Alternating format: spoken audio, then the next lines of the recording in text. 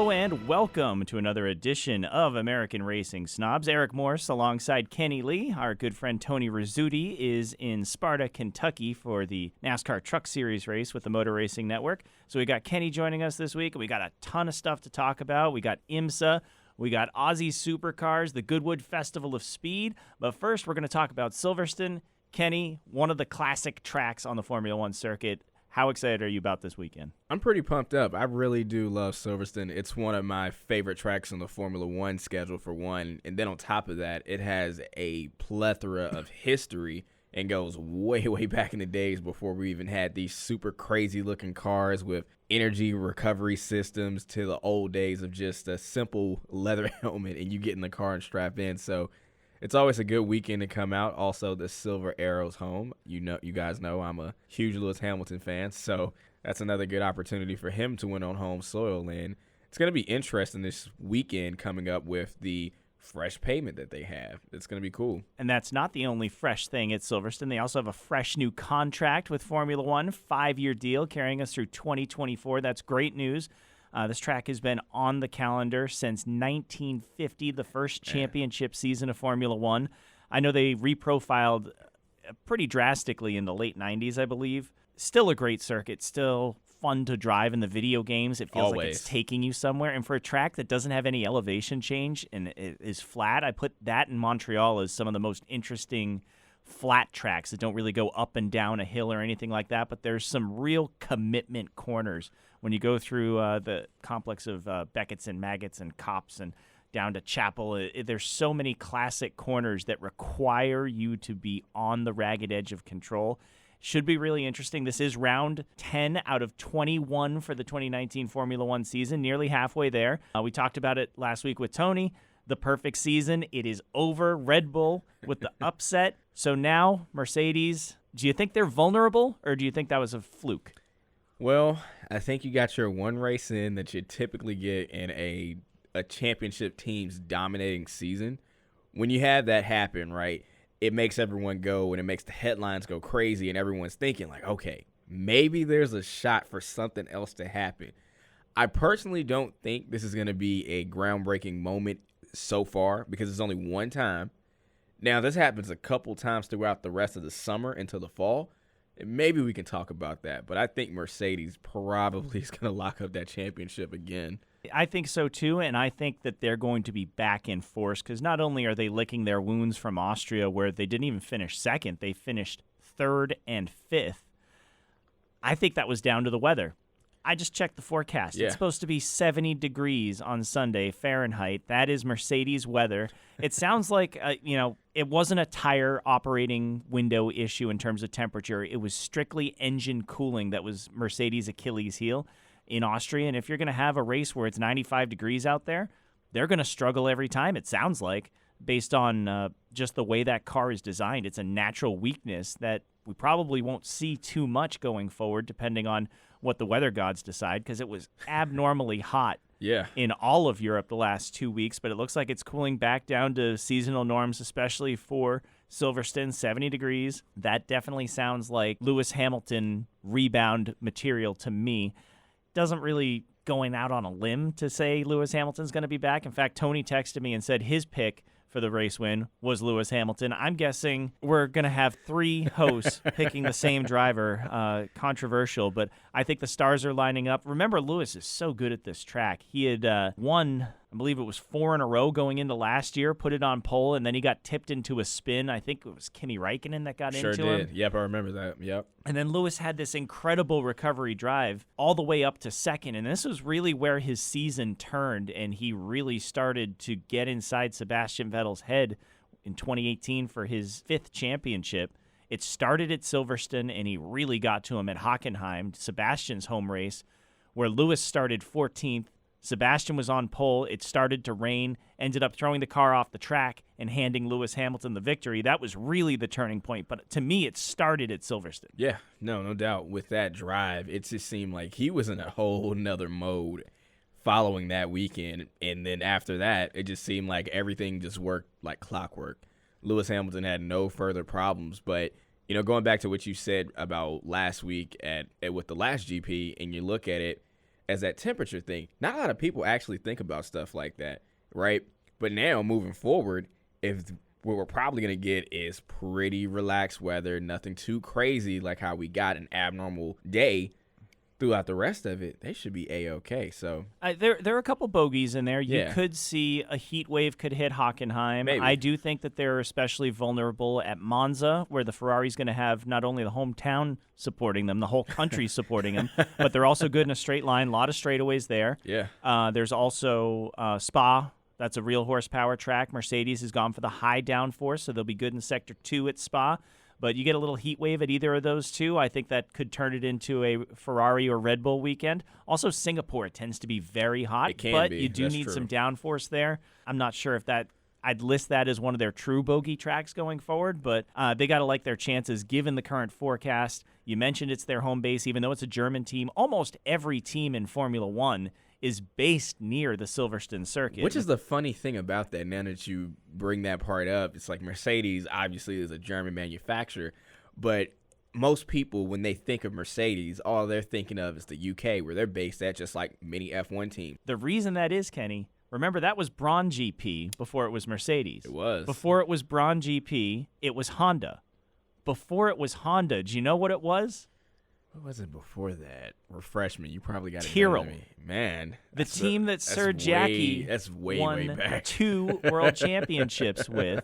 The pedigree of that car goes way back, and it's mostly British. So that's one of the reasons why, even though you're playing the German national anthem, it's also a home game for Toto Wolff and crew at Mercedes. Before we move on for Formula One, we got to make our picks. As I said, I think all three of us are in agreement that this could turn into the Lewis Hamilton charity benefit on Sunday for, what would that be, the 6th time at Silverstone, if he is able to do it. Only defeated one time in the turbo hybrid era, as we said last year, tipped into that opening lap spin and still finished second. What are you thinking in the midfield?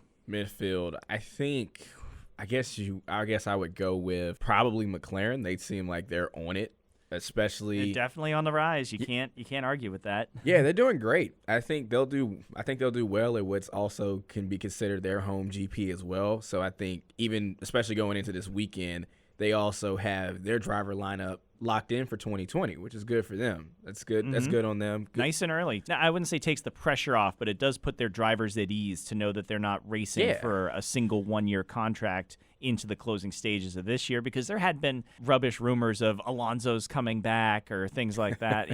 I mean, of course there are going to be rumors like that, but it sounds like McLaren was quick to nip that in the bud. I think it'd be stupid not to be looking at McLaren. In fact, Tony said keep an eye on Carlos Sainz is his midfield pick. I'm going to go against the grain here. I'm looking for a rebound from Haas. I'm not sure if that means points, but I don't want to see them running down there with the Williams. That was abysmal when they were in Austria. I don't think they really understand their problems to the extent that Mercedes said, hey, our car had a cooling issue. We had to turn the engine down. That's why we got beat. Haas doesn't know why they got beat. I'm hoping these cooler temperatures lend themselves to a better performance. I'm also looking at Renault. They were disappointed with their performance in Austria. Danny Rick in 12th, Nico Hülkenberg in 13th. They are not there to be that far down in the Constructors' Championship because they're getting their asses handed to them by McLaren. It's time to wake up. If you're wearing the black and yellow, let's go Danny Rick. We'll keep an eye on him. That is going to be my midfield flyer here at Silverstone. We're going to take a quick break and come back. We've got IMSA. We've got Aussie Supercars coming up right after the break. Here's your chance to win a set of your very own Hercules tires. Go to HerculesTires.com/MRN. Simply register, and each month we'll give away one set of tires. Hercules Tires has the value, selection, and industry-leading mileage coverage to get you wherever you need to go, no matter where the road takes you. Register now for your chance to win a set of Hercules tires at HerculesTires.com/MRN. Hercules Tires. Ride on our strength. All right, Kenny, let's talk about MoSport, or what do we call it now? Canadian Tire Motorsports Park. It's got the longest name. It doesn't fit on a graphic easily, I've noticed. Whenever we're at the NASCAR track and, you talk about Austin Cindric's first win, you're like, CTMP. Yeah, that's going to work. We'll just abbreviate it. That's all you can do for that because, my goodness, that name is massive. But a great track, though. One of my favorites. I love that track. It doesn't look like it on paper, but when you see it and when you play it in the video game, it's almost like a sister city to Watkins Glen. It's a fun drive. It's a fun drive. It flows very nicely. It takes you up and down some nice rolling hills through the Canadian countryside north of Toronto and the rolling hills of Ontario there, and just a classic racetrack. The result? Surprising. Mazda, again, second straight 1-2 finish. They did it at the Glen for their first victory. This time the order was reversed, and it was Ollie Jarvis and Tristan Nunez leading home Jonathan Bomarito and Harry Tinknell. So now both cars, all four drivers, have gotten a race victory in consecutive weeks. In the point standings, Team Penske still has the lead with Dane Cameron and Juan Pablo Montoya have a 3-point lead over the fast-starting Whelen Cadillac of Felipe Nasr and Pippa Durrani. I know last time you sat in this room, we were talking about, man, Cadillac could run the table. They looked unbeatable, but ever since the midpoint in the season, Acura woke up, and now Mazda is a force to be reckoned with. I don't think anybody saw this coming. No, and just like you said, last time I was on and we talked about this, I felt like Cadillac was going to take it away, but it just seems like Penske has just found it as of late. And it's interesting to even have Mazda get themselves in the mix. Now, I don't know if this success continues. This may just make the championship a little more interesting for the DPI category because you have 3 different cars getting ready to mix it up. That would be so cool for that to come down and it's at Road Atlanta. Tight fight. Yeah, it's a tight fight, and there's only 4 races left because I think VIR is only for the GT cars. We got Lime Rock is coming up this weekend. It should be a real exciting battle. In the GT Le Mans category, it was the Porsche of Earl Bamber and Lawrence Vantor. They got their 3rd victory of the year and the 5th straight for that Porsche 911. They're on an absolute roll. They're now 1-2 in the point standings, clear of Jan Magnussen, and Garcia's Corvette is now back in 3rd. And in GTD, I thought that was really the battle to watch in this race.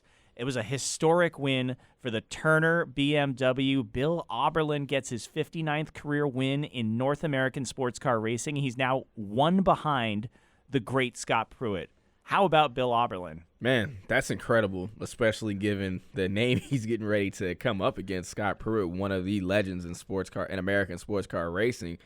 It'll be cool if he can actually knock that down. But that GTD class has always been super, super fun to watch. I love it. Between those and the GTLMs, I absolutely love watching those teams battle it out every single weekend. There's always something to watch in those races. That's what I love about it is if you there's nothing going on in GTLM and Porsche's kind of walking the race, then you can almost bet your life that the prototypes and the GTD cars are just throwing haymakers and things like that. One other note before we move on from Turner Motorsport, that is their 20th consecutive season with at least 1 victory. That's a dynasty, matter of fact, not franchise. And dynasty. They're based out of Massachusetts, my stomping grounds. They are just iconic. Whenever you see that yellow and blue BMW out there, you know it's a Turner car, and you know they're going to have not only quick cars but good racecraft. Tremendous accomplishment for everybody involved right there. One other thing to talk about in that race. How about that absolutely shattering wreck of the Juncos Cadillac of Victor Franzoni?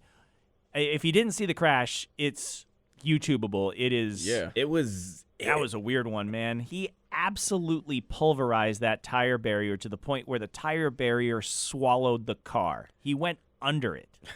I have never in my life, I am just 23, but still, I have never seen anything like that. What a weird place to wreck. Strange, super strange. And my buddy sent me a picture of it, and I'm like, is that car under that? This isn't a meme. Is this real? I had to double check just to make sure that was a real wreck. I have never seen a car get submerged into the tires.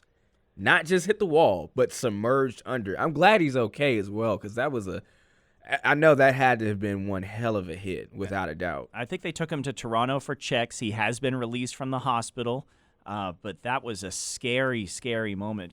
And that's a team that can ill afford to write off a chassis. We're talking about Juncos, the little can-do team that knocked Fernando Alonso out of the Indy 500. This is their main gig, is running a prototype in IMSA. I got to believe that tub is probably done. I don't even know how many G's that was, but it's easily double digits. I tend to wonder the same thing. I mean, I have yet to see the video replay of how he wrecked. All I could see was the picture, and all in my head I'm thinking, it looked like maybe he got hooked.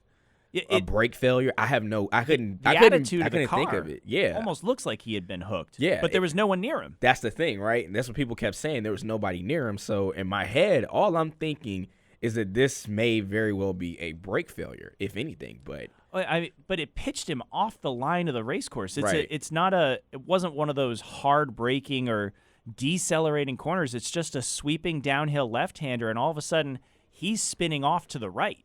yeah, it was crazy. And again, I'm glad he is okay. I'm glad Delara. He's lucky that tire barrier went as far as it did, because he went to the very end of it. If that had been a concrete wall, I shudder to think about the consequences. Man, even for the wall. The wall would have been in trouble in a wreck like that. I think given the G-forces, however many it was, like you said, probably double digits. I think that's a accident where if this was maybe 10, 15 years back, that would have been a pretty serious, a very serious accident just for him alone, I think. Well, luckily for Victor Franzoni, all the safety mechanisms did their part, and he is home happy and healthy right now. Now let's talk about your wheelhouse. The Aussie Supercars at the Watpac-Townsville doubleheader. This is way in the north part of the country, and it's easy to get confused in something like this. They're in the middle of winter because they're in the southern hemisphere. So going north means getting warmer. So they go north in the winter to stay warm. I'm sure Game of Thrones must be confusing to them. It's all backwards. It's all backwards. So we've got this unique little racetrack here, and they have never really experienced a rain event in their, I think, 10-year history of being on the Australian Supercar circuit. So we'll breeze through race number 1 because it was a pretty standard affair. Who other than Scott McLaughlin, just on an absolute roll. I know he's your boy. 6th straight win. He looks like he's never going to lose a race again when he gets out there. He's so good. Even if he doesn't have track position, he makes it work. He's driving on another level right now.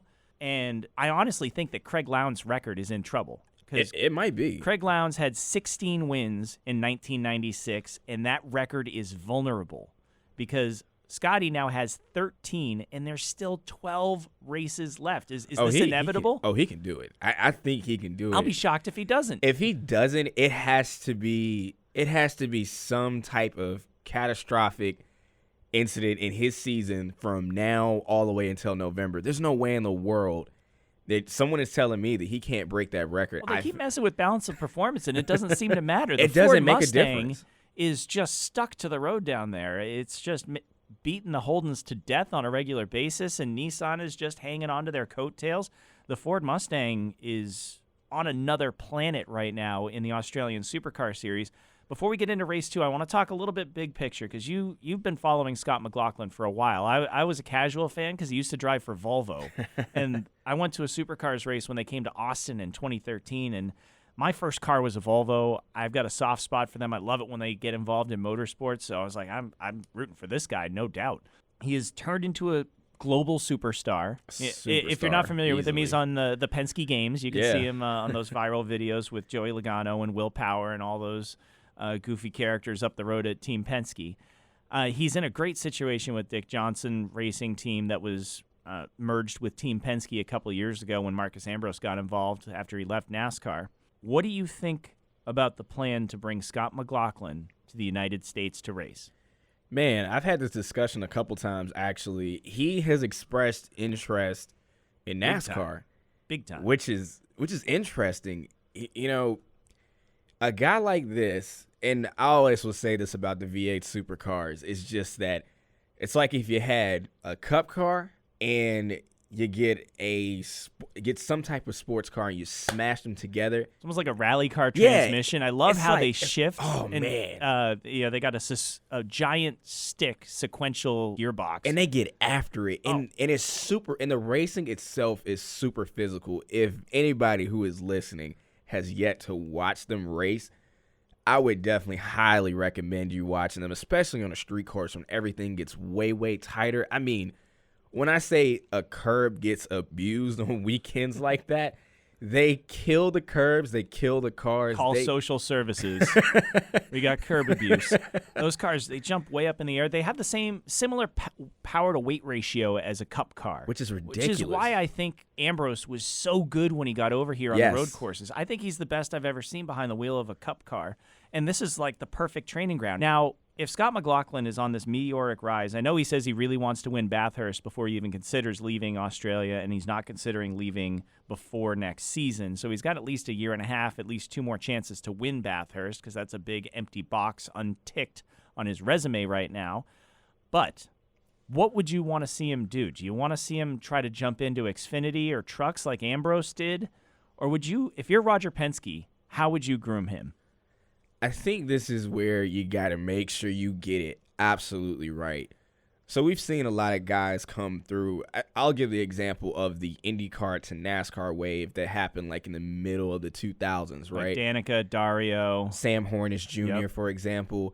I think like those guys, right? You brought them to Cup. They didn't really do that well. I think if you really give them the time to groom, in such as you give them a truck ride for a year or two, you move them up to Xfinity, or you give them select dates in that second year, then you bring them up to Cup, I think then they'll be okay.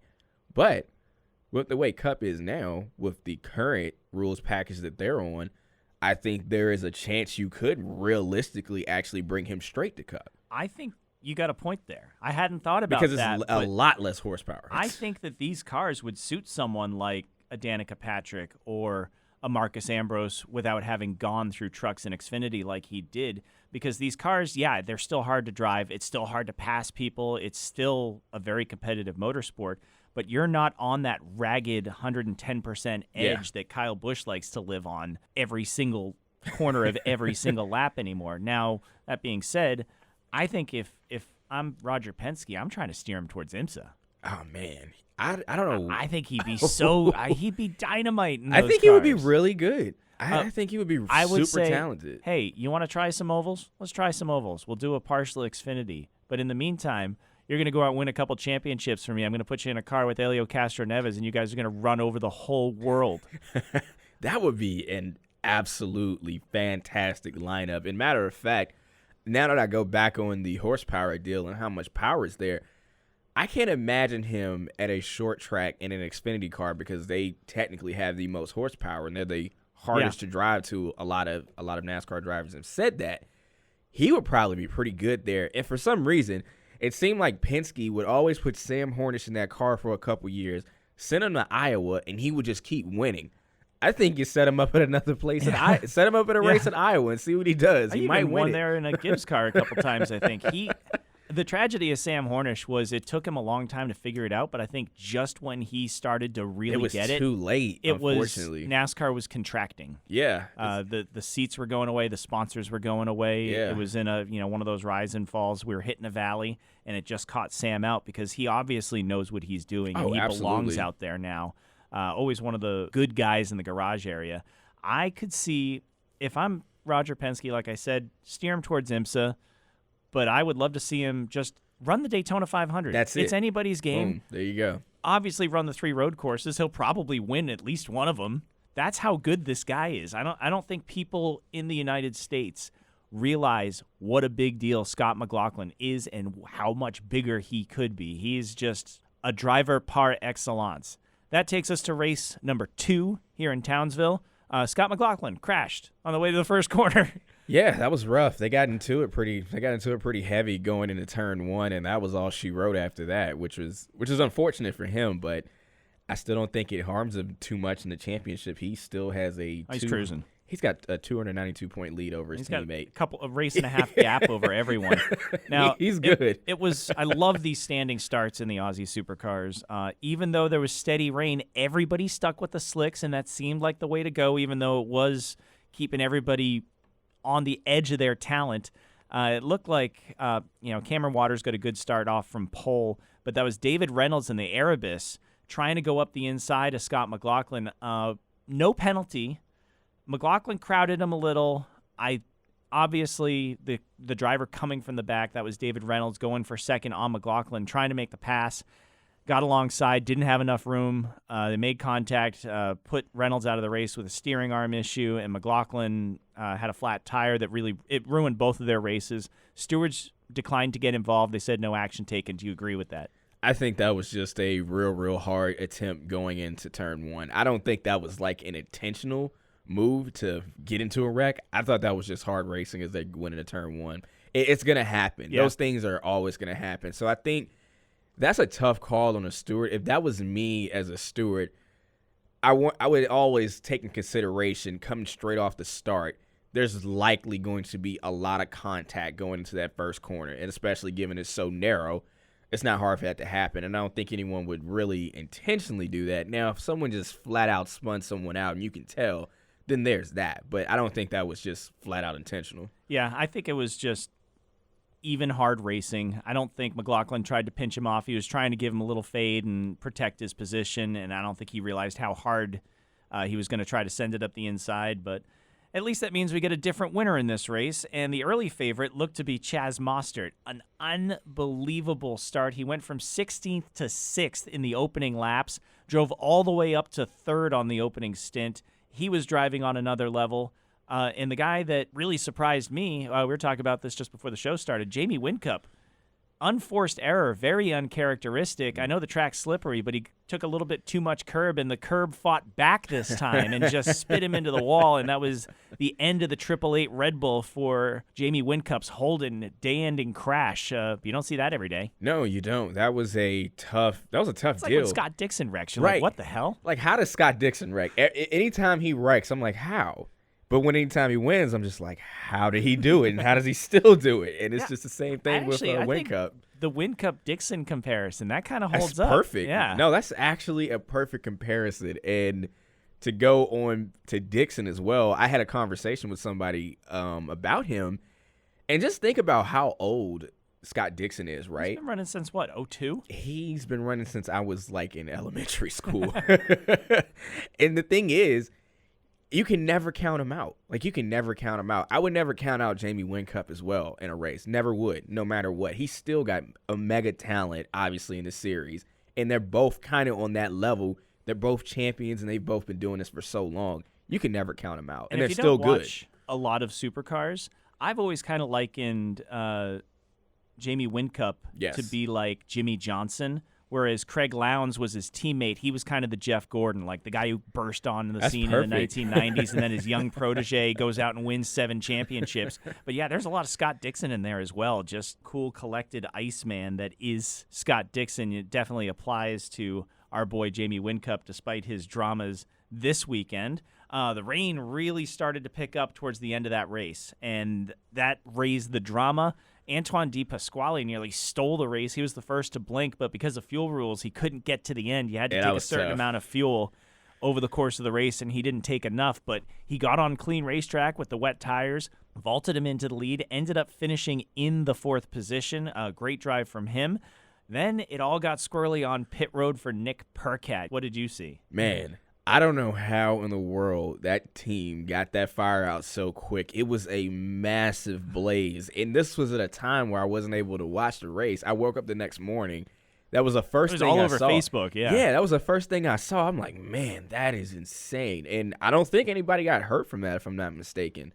Yeah, unbelievable response, Unreal. both for the safety crews and marshals that are there specifically for something like that. But as the car drove away, if you haven't seen this, also get on YouTube, Nick Percat, fire. That'll do it.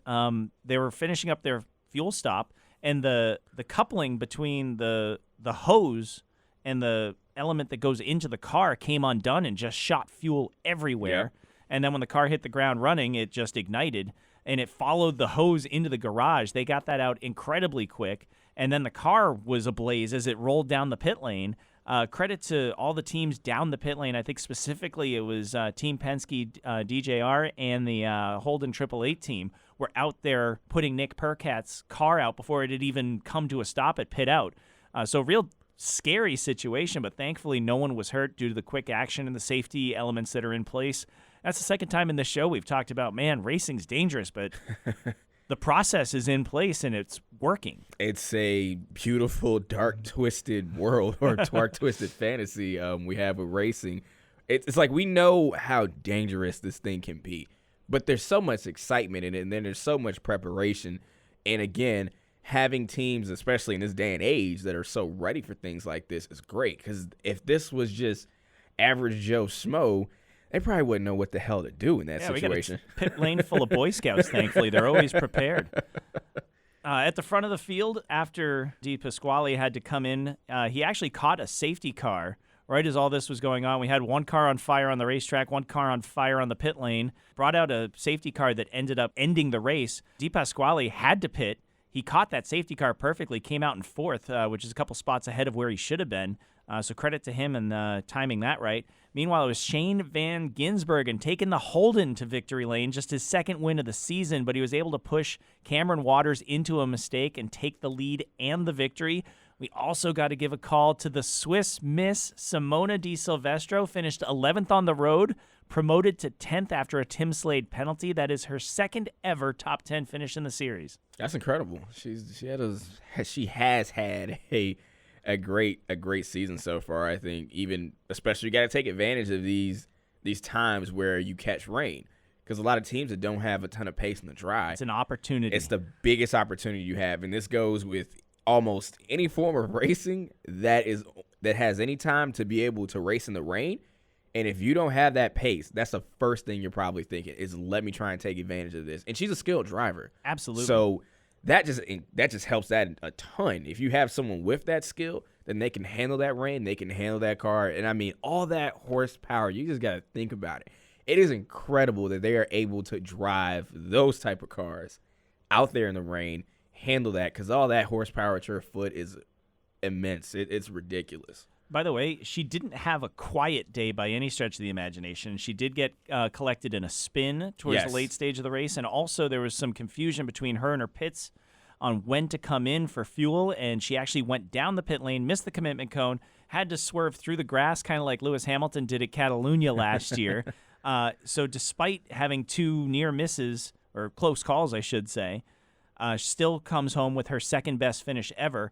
And to Simona's credit, I want to flash back through her file a little bit. You mentioned opportunity race with the rain, allow you to showcase your skills a little bit more than your equipment's capable of sometimes. I think back to the race that she finished sixth in at Newcastle. It was a brand new track, and rookies aren't allowed to test.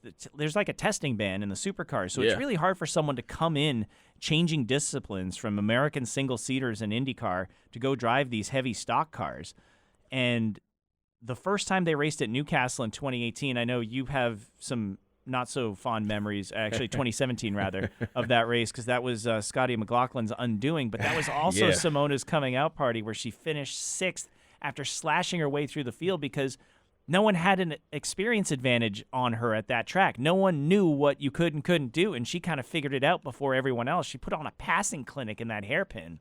And the other thing I want to say about Simona, you think about her IndyCar podium. Yeah. Appalling conditions in New Orleans, a heavily rain-affected race. Now, she got lucky on the strategy to finish, I think it was second behind James Hinchcliffe in that race. Yeah, I think that's exactly what happened. And thinking back to NOLA. Yeah, thinking back to NOLA, and that weekend they got in NOLA was probably the worst they could have ever imagined. It was so bad they never went back. Yeah. There was so much rain, and there was so much standing rain. It was very hard to get around everything, and that's incredible that you're even able to make it out. And, again, that goes back to your driver's skill. And when the rain comes in, like you said, your equipment might not be as up to par, but if you can make your way and you can manage a car, you can make things like that happen any day of the week. All right, we got to take a quick break. We'll be back shortly with the third half of our show where we can tie up some news and notes and also talk about the Goodwood Festival of Speed coming up next on American Racing Snobs. It wasn't just built to be a museum. It was built to be a shrine to the history, heritage, and future of the sport we love. This is our house, the NASCAR Hall of Fame, and it's packed full of classic and present-day cars, including Petty's, Earnhardt's, and Waltrips, as well as interactive experiences, realistic racing simulators, and much more. Plan a trip to the NASCAR Hall of Fame in Charlotte. Tickets at NASCARHall.com. NASCAR Hall of Fame. This is our sport. This is our house. Welcome back to American Racing Snobs. Eric Morse alongside Kenny Lee, filling in for Tony Rizzuti this week. We've talked about all sorts of racing all over the world, but I want to get to the Goodwood Festival of Speed. This is one of my favorite events around the world. Sadly, I have never been able to attend in person. It is on my list. It was actually on my list for this year, and then when I found out it was opposite Daytona, I was a little bit crestfallen. I knew it wasn't going to happen because, hey man, Daytona's Daytona. Yeah, no doubt. And us at the Motor Racing Network, we throw everything we got into those race weekends, especially when we're going to the World Center of Racing. But the terrible weather we got in Daytona allowed me to stream quite a bit of the Goodwood Festival of Speed while we're waiting for the lightning and the rain to pass. If you're not familiar with the Goodwood Festival of Speed, basically this Lord, I believe his name is Lord March, is a car junkie. And for the past 30 years, 35 years, something like that, he's had this festival at his house, which, is the house of a lord. So it's got this big fancy driveway that he turns into a hill climb track. And then there's all sorts of things going on. There's an air show. There's a rally track. There's an arena for extreme sports and drift cars doing burnout competitions. There's a supercar corral. All sorts of car manufacturers use this as a place to showcase and unveil their new prototypes, new models, new technology. And all of your favorite heroes from the past and present show up to drive some of these cars. It's such a great time to be a car nerd, Kenny. No, it is. And Goodwood Festival, I've really paid a lot more attention to it over the last couple years, especially given having more and more access to it. When they stream on YouTube, they show the video. It's free. That's the best thing about it. Who doesn't love free stuff? Yeah, it is super reliable too because it's a YouTube feed. You can wake up at 10 in the morning and go, "Oh, what have I missed?" And you just click back on the feed and you can watch the whole thing. And it's perfect. I love it. And this is one of those festivals, especially like Eric just said. If you're a car nerd, it's heaven on earth, like literally heaven on earth. You see everything and anything out there, and I love it. And I'm a car junkie myself, so it's always cool to either see the new cars of time before I was around, and cars of the present that I remember, like that Mercedes that came back, which was so cool to see that again. Oh, what was that? The 2016 or the 2014 I think it car? was the Esteban Ocon and Valtteri Yeah. Bottas were there to take it up the hill. Yeah, that's pretty cool. It's either the 16 or 14 car. I can't remember, but it's always great to see that. But there was a plethora of cars there. I don't know. What were some of your favorites that you saw? Oh, let's see. Sir Jackie in the Matra. That was cool. So all three of Sir Jackie's world champion cars were there, and his two sons were there to drive the two Tyrrells. Wow, we got Tyrrell into this show twice. That's how you know you're having a good day. That was pretty cool. And if you're not familiar with this event, there is a timed shootout. So they do have a stopwatch, and it's a proper racetrack with hay bales and all this stuff and fans lining it to watch. But for the most part, it's a parade. It's like a moving, living museum just going up this hill. Yeah, that's a perfect analogy. You got 100-year-old Indy 500 cars going up, and they had the car that won the original Peking to Paris race, which we could do a whole show about how insane that race was. Dario Franchitti was there. Emerson Fittipaldi was there. Gilles de Ferran. Takuma Sato drove Ayrton Senna's MP44 McLaren. That was one of my God. favorite. That was absolutely one of my favorites that I got a chance to see. That was so cool. That is one of the most iconic race cars of all time. That was Senna's first championship. That was a car that flirted with the perfect season. Yes. I think they had a mechanical maybe in Monza or something that year. And they just missed it. Just missed it just by that much. Yeah, there's been a few cars that were close, especially in recent years with the Mercedes, but that was the original world killer as far as Formula One cars. That was one of the most dominant race machines ever, and they put Formula One convert turned Indy 500 winner Takuma Sato there. There's so many Aston Martins and old Bentleys. There were a couple Bentleys. They were celebrating the anniversary. I think it was 60 years since since Aston Martin got their only Le Mans overall victory. Man, it's been that long. Wow. Carroll Shelby in 1959. Wow. And they have the actual cars going up the hill. If you're one of those people who complains about, oh man, the F1 cars don't sound good anymore. They're too the turbo hybrid, it just doesn't do it for me. Well, go to Goodwood, because you will see a V10 Michael Schumacher world champion winning car being driven by Marc Genet in anger up the hill. Man, those cars of that era sound so good. And I will say this. I am so glad there have been a couple people on YouTube who have uploaded a couple of the old Formula One races or old Formula One time trials or qualifying sessions and just onboard cameras, pure sound, and have made them into HD, and they sound fantastic. It's nothing like an 18,000 RPM redline engine. Oh, my When they go gosh. shrieking by, and that's part of Goodwood is that just the sights and the sounds. Even if you're not a huge car fan, there's something for everyone. They had rally cars going up there. I know you're a big rally nerd. Basically, they had the driveway, but they also have a rocky rally stage designed by a famous rally designer. Yeah. So that if you're into the more off-road through the woods type thing, there was something for you there. Because as much as I love the Lancia Stratus, to watch it go up the driveway, cool. But to see it get four wheels off on the flying fin jump, that was way cooler. Yeah, it's pretty cool. They added that rally stage. Of course, one of my favorites of all time, just looking back on it, that Subaru STI rally car, that blue and yellow. Is that Colin McRae? Yeah. Oh, my goodness. I saw his Ford Focus going up there, too. Yes, that too. Colin McRae's Ford Focus and that classic game, for one, speaking of Colin McRae. My goodness. But seeing those again and seeing the Group B cars like the Audi and watching those roll up the hill are absolutely amazing.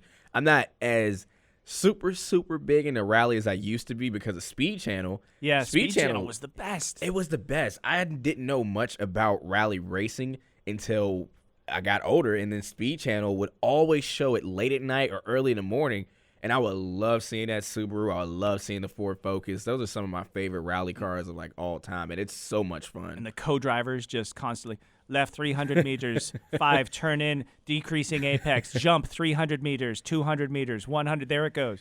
I couldn't do it. You okay? I don't know. Right. You crash. Are you okay? And that's it. It's the most generic response you can get.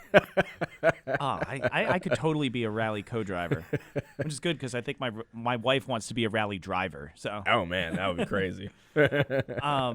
My favorite rally cars of all time, both of them were there. I mentioned the Lancia Stratus. The other one, the Martini liveried Lancia Delta Integrale. Oh, man, that's a classic. Did you see it crash? Yeah, unfortunately. Oh, my God, what a cock. Oh, and you don't realize how fragile that bodywork is because it hit the hay bale and just shattered. And, you know, the thing is, that's all it really takes for a lot of these cars. I mean, they're not meant to bump into things. They're they not don't meant race wheel to wheel. They're not meant to bump into things, and it's just like, man, it's amazing how much of a beating the rest of the car can take. See, the body frame, all of that, oh, man, you hit the body, man, you're probably breaking something in half. You could see it just flex. I think the hay bale was fine. It did flex. That was the crazy and thing. The bodywork just shattered off of that car. It flexed like how if you look at a plane, like you look at a plane's wings with fuel and how they flex when they come up in the air. That's what it looked like. I'm like, man, that's strange. And not a whole lot to that car. It pained me to see it go in because that's all original and all that. I saw only 2 crashes. Actually, I saw a really old pre-war car spin out and get nosed into the hay bale. I think that was in qualifying. It was scary just because those wheels are so short, but I think those cars are built really sturdy. The crash that had me laughing was our old buddy Andy Petrie. If you don't know him because you're so much of a snob, you don't remember the old NASCAR days. He was Dale Earnhardt's crew chief, I think, for championships, 6 and 7? Yeah, I think it was 6 and 7, yeah. He was driving a modern Austin Dillon Dow Chevy Camaro, and he buried it in the hay bales. He came in like 30 miles per hour too quick to that left-hander. The back end stepped out, and I think he went through 3 layers of hay bales to get that car slowed down. Isn't that funny? Hey, man, it's a crowd pleaser. He got the car some extra TV time. Good job, driver.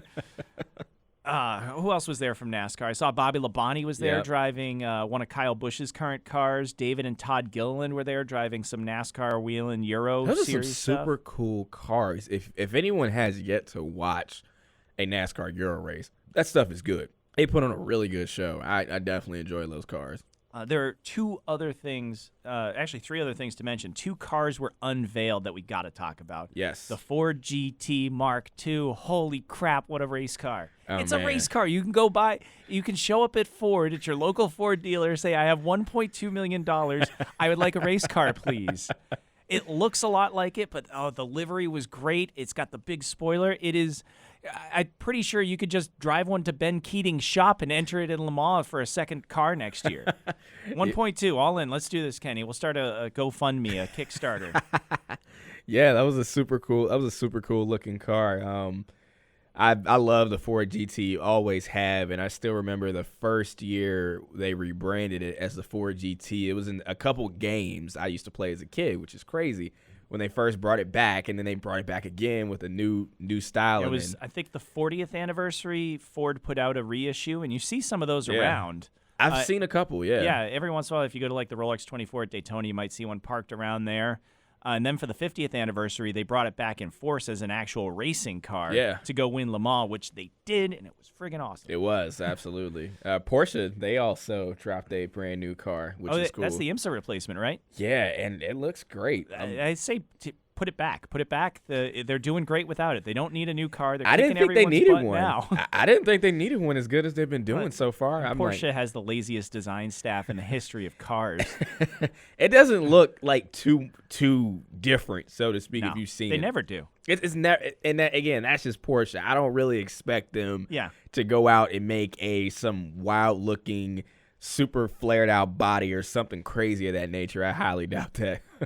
Did you see the Di Tommaso? I heard that is back, and I actually was just looking at a picture of it. P72, crazy. Google image this right now, the Di Tommaso P72. If you're not familiar with Di Tommaso, I don't know, what do you think's their most famous car? The Pantera? I think the Pantera. Yeah, I actually saw one of those in Charlotte when I first moved here. Really? It sounded like a bag of hammers. It was driving on North Davidson back before Noda got fully gentrified, and it was an old beat-up. It looked like it was made out of stainless steel or like just rusted silver, and it was clanging, and I heard it before I saw it. I still love that car. My favorite Di Tommaso is the Mangusto, which is the car that David Carradine drives as Bill in Kill Bill Volume 2. It's such a cool car. Yes. So they've been gone for a while, but they're reorganizing themselves, and they just announced this new P72. It is absolutely beautiful. They're only making 72 of them. It costs $850K. So if we fall short of our Ford GT Mark II Kickstarter, we can settle for the Di Tommaso. By the way, you know Glickenhaus, the Scuderia Glickenhaus team that they always run the Nürburgring 24, that silly-looking American kind of Ferrari thing? It looks cool, and I love what they do. They're pissed. They say that Di Tommaso stole their design, and when you put the two together, they're not wrong. I can't deny that, actually, looking at it. But, you know. Here's my argument. The Glickenhaus is a tribute to the Ferrari 330 P4, the car from the Le Mans movie that raced at Le Mans in 1970 and raced against the Fords in the late 60s. That classic Ferrari was the inspiration for the Glickenhaus. Di Tommaso says ours looks like that because we actually designed this after the P70, which was designed by Peter Brock, not the Australian racing legend, but the American design legend, the guy who designed the Shelby Daytona Coupe. Oh, one of my favorite cars, too. I love that car. Absolutely, top 5 favorite car. I've seen one in person, and the time I saw it, they turned it on. Oh, my God. I've never heard one run. I saw one parked outside the Shelby Museum on a Cup race weekend out in Las Vegas. Shelby's museum, I believe it still is, in essentially the parking lot of Las Vegas Motor Speedway. That is a must if you go to Las Vegas, by the way. If you are ever around one, or you ever see one at a car show and you see the owner, I don't care. I'd give him $20 just to start it up. It just sounds absolutely amazing. Ken Bestie own one? Maybe. Part-time NASCAR owner. Yeah, he's coupled with Stuart Haas right now. He may just own Let's call him. Let's get his number. We'll call him. Just start one up. That'll be our new opening credits to the show. That would be just super a cool. Shelby Daytona Coupe running. The elephant in the room from Goodwood. The record has fallen. It took 20 years for someone to touch Nick Heidfeld's hill climb record, and it was Romain Dumas in the Volkswagen IDR electric Pikes Peak hill climb car. Goes up the hill in 41.18 seconds in qualifying for the shootout. The shootout actually had rain, so the fastest times came on Saturday in qualifying for the Super Shootout. Romain Dumas took that electric car into the record books by a half a second. Unbelievable. I'm not surprised. That car broke a record at Pikes Peak not long ago, which doesn't surprise me one bit. But Volkswagen, they've got it going on with the electric car. They figured that out without question. And they also took the all-electric record at the Nürburgring. They didn't get close to that 919 Oh, Evo. man. That lap is still I wanted that 919. insane lap. That was something else. Who was that? Was that Loic Duval driving that? I can't remember who drove it, but I know I've seen the onboard a couple times, and my goodness, it shredded that I last wasn't time. that at Goodwood. I want to see the VW take on the Porsche 919 head-to-head. Ooh, that would be good. Maybe they need to do that next year. Somebody Yeah. make a call. Somebody make that happen. Sunday at Lord March's driveway. Volkswagen versus the Porsche. It sells itself. Let's do this. Oh, no, 100%. When they actually played the side-by-side of Nick Heidfeld, and I know Nick Heidfeld, to you and I, he was in F1 forever. He's a veteran. He's current Formula E driver. He did this 20 years ago when he was a test driver for McLaren. And when they play that footage, it looks like a Mika Hakkinen or David Coulthard car from 98 or 99 Right. that he's driving, like a current back then car. He is on the edge of throwing that car away at every second. The car won't even accelerate in a straight line. It's so powerful, and that driveway is so narrow. I've learned that from the video games. I'm really good at crashing into that big that stone wall. That's my specialty. X marks the spot. When they played Romain Dumas' VW lap next to it, he is so planted, so smooth, and it's all in the acceleration. That's the crazy part about these electric cars. They just get going so freaking fast. It's ridiculous how much they pick up speed. I mean, you've never seen anything like that when you think about all these cars over the years, but when you get something like that, it's so planted to the ground, and then It's not from this planet. It's from the future. It's ridiculous. I've never seen a car with so much downforce, such a great amount of acceleration. I mean, just you put the foot to the floor. It's like playing a game on arcade mode. You just put your foot to the floor and just Sticks. go. You got anything else from Goodwood before I touch on a few other news and notes? No, but I'll be excited to watch it again next year, and I'll still be watching clips from 2019 that I didn't see. Let me put this bug in your ear. If they keep the same date, it's opposite Indianapolis Motor Speedway is moving to the July 4th on the NASCAR schedule. Get your pennies together, your piggy bank. I'm definitely thinking about it. That is on my short list of things to do next year. By the way, if you've been following the W Series, they had their 4th race this year out of 6 in their inaugural championship. It was at the Norris Ring in Germany, and it was Spaniard Marta Garcia got her first series win. 2 races remain. Jamie Chadwick still holds a 10-point margin over Betske Visser. So we'll see how that one wraps up in the W Series. Their inaugural season seems to be off to a smashing start. And also, please spare a thought for Martin Donnelly, former F1 driver for Lotus in 1990. He's synonymous with earth-shattering crashes. Do you remember him? I don't, actually. I don't. You saw the Senna movie, right? Yes, Remember when Senna lost his mind when a yellow Lotus crashed in half and the driver is flopping on the racetrack? Yes. That's Martin Donnelly. No kidding. So, wow. In that crash, which ended his Formula One career, however, he went on to a successful touring car career after this.